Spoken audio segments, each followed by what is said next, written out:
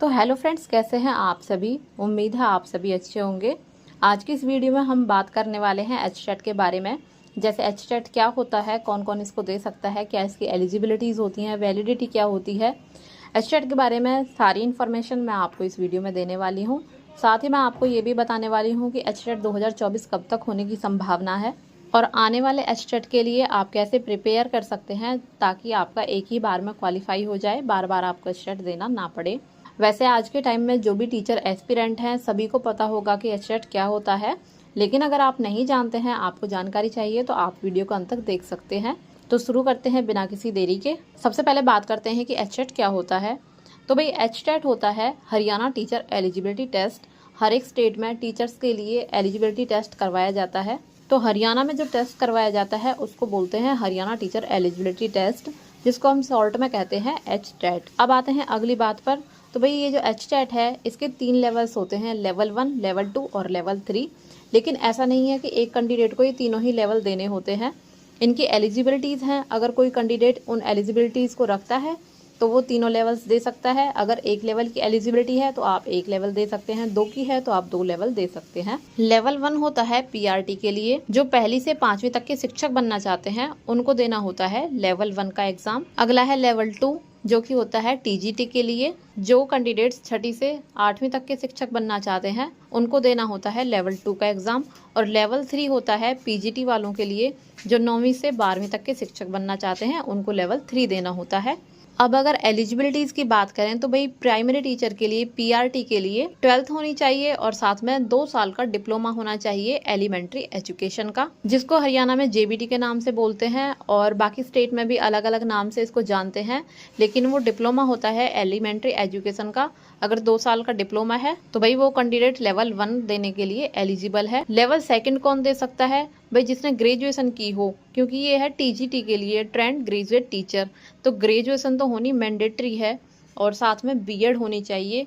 2 साल की बीएड हो, या अगर आपने इंटीग्रेटेड कोर्स किया हुआ है जैसे बीएससी बीएड, बीए बीएड, तो भी लेवल 2 का एग्जाम दे सकते हैं। और अगर बीएड नहीं भी की है, बस 2 साल का डिप्लोमा किया हुआ है एलिमेंट्री एजुकेशन का और ग्रेजुएशन की हुई है, तो भी लेवल 2 के लिए अप्लाई कर सकते हैं। जिस सब्जेक्ट के लिए आप अप्लाई करेंगे वो ग्रेजुएशन में आपके पास कम से कम 2 साल होना चाहिए।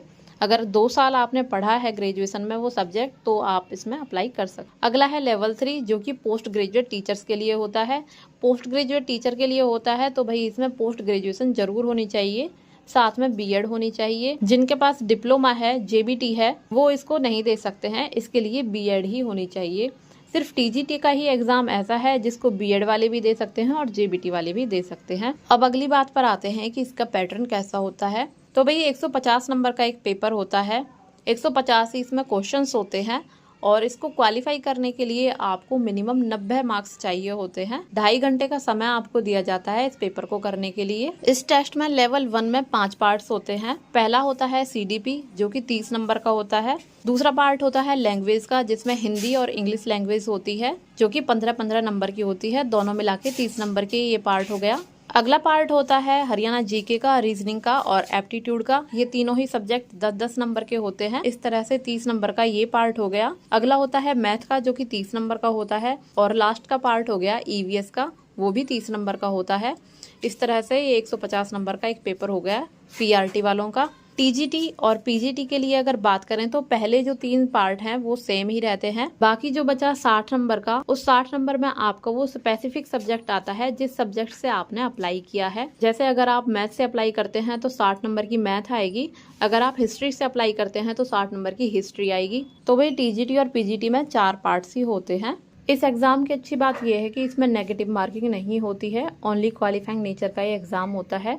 इसमें मैक्सिमम मार्क्स आप कितने भी ले सकते हैं, लेकिन इसको क्वालिफाई करने के लिए मिनिमम मार्क्स 90 होने चाहिए। अगर आप 90 मार्क्स लेते हैं तो आप एचटेट को क्वालिफाई कर लेते हैं। अब अगली बात पर आते हैं कि इसकी फीस कितनी होती है। तो भाई अगर आप सिंगल लेवल के लिए किसी भी एक लेवल के लिए अप्लाई करते हैं तो आपको 1000 रुपये की फीस देनी होगी। अगर आप कोई भी 2 लेवल के लिए अप्लाई करते हैं तो आपको 800 रुपये की फीस देनी होगी। अगर आप तीनों ही लेवल्स के लिए एलिजिबल हैं, तीनों ही लेवल आप देना चाहते हैं, तो आपकी जो फीस होगी वो 2400 रुपये रहेगी। एडमिट कार्ड आपको अलग अलग डाउनलोड करने होंगे। हालांकि रजिस्ट्रेशन नंबर आपका एक ही होगा, लेकिन अलग अलग पेपर के लिए आपको अलग अलग एडमिट कार्ड्स डाउनलोड करने होंगे। वैलिडिटी की अगर बात करें तो भाई पहले इसकी वैलिडिटी केवल 7 साल की होती थी, लेकिन हाल ही में गवर्नमेंट ने इसको लाइफ टाइम कर दिया है। तो भाई अब आपको केवल एक ही बार एचटेट क्वालिफाई करना है। अगर आप एक बार एचटेट क्वालिफाई कर लेते हैं तो ये आपका आजीवन वैलिड रहेगा। अब अगली बात पर आते हैं कि एचटेट देने की क्या ज़रूरत है, क्यों दें एचटेट। कोई भी भर्ती अध्यापकों की जो HSSC द्वारा या HPSC द्वारा निकाली जाएगी, तो भाई उस भर्ती में सम्मिलित होने के लिए आपके पास एचटेट होना ज़रूरी है। अगर आप हरियाणा में शिक्षक बनना चाहते हैं, अगर आप हरियाणा के स्कूल्स में टीचर बनना चाहते हैं, तो आपके पास एचटेट होना ज़रूरी है। तो भाई यही इसकी इम्पोर्टेंस है। अगली बात है कि क्या अदर स्टेट के कैंडिडेट दे सकते हैं, तो भाई बिल्कुल दे सकते हैं। अदर स्टेट के कैंडिडेट्स भी बिल्कुल दे सकते हैं एचटेट। अब अगली बात पर आते हैं कि एचटेट 2024 कब तक होने की संभावना है। तो भाई हर साल एचटेट दिसंबर में करवाया जाता है, लेकिन HBSC ने इस बार जो वार्षिक परिपत्र जारी किया है उसमें इसका टेंटेटिव शेड्यूल दिया हुआ है कि ये जो पेपर है इस बार अक्टूबर में करवाया जाएगा। एप्लीकेशन फॉर्म भी इसके आ जाएंगे।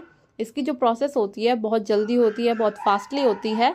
1 महीने के अंदर ही इसके फॉर्म निकाले जाते हैं, एग्जाम लिया जाता है और रिजल्ट भी अनाउंस कर दिया जाता है। तो भाई अभी इलेक्शन का माहौल चला हुआ है, वैसे इस पे इलेक्शन का कोई इफेक्ट नहीं पड़ेगा, क्योंकि इलेक्शन का इफेक्ट पड़ता है जिन एग्जाम्स के माध्यम से भर्तियां होती हैं उन्हीं के ऊपर इसका इफेक्ट पड़ता है। ये सिर्फ एक एलिजिबिलिटी टेस्ट है, इसके बेस पर भर्तियां नहीं होती हैं। बाकी ये जो शेड्यूल है ये टेंटेटिव है, हो सकता है इसको चेंज भी कर दिया जाए। बाकी आपको बस तैयारी करनी है, ये उनका काम है। कब एग्जाम लें कब ना लें, आपको बस अपनी तैयारी करनी है। अपनी प्रिपरेशन इतनी रखनी है कि आप कम से कम 90 नंबर तो इस टेस्ट में ले ही लें। अब अगली बात पर आते हैं कि इसकी प्रिपरेशन कैसे करें ताकि एक ही बार में आप इसको क्रैक कर पाएं। तो भाई सबसे पहले आपको इसका सिलेबस देखना होगा। इसके टॉपिक्स को देखिए, कौन से टॉपिक्स आपके स्ट्रॉन्ग है और कौन से टॉपिक्स आपके वीक है। उन टॉपिक्स को आप अलग अलग छांटिए। जो टॉपिक्स आपके वीक है आप उन पर काम कीजिए, उन टॉपिक्स को आप पहले क्लियर कीजिए। उसके बाद आप PYQs देखिए, उनमें से कौन कौन से क्वेश्चंस आप इजीली कर पाते हैं और कौन कौन से क्वेश्चंस करने में आपको हर्डल होती है।